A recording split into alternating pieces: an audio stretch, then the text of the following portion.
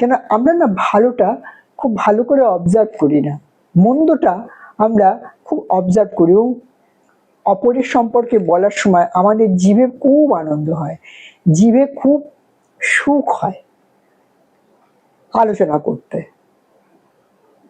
যাকে আমরা চিনি না তার সম্পর্কে আমরা আলোচনা করি, যাকে আমরা চিনি তার সম্পর্কে আলোচনা করি।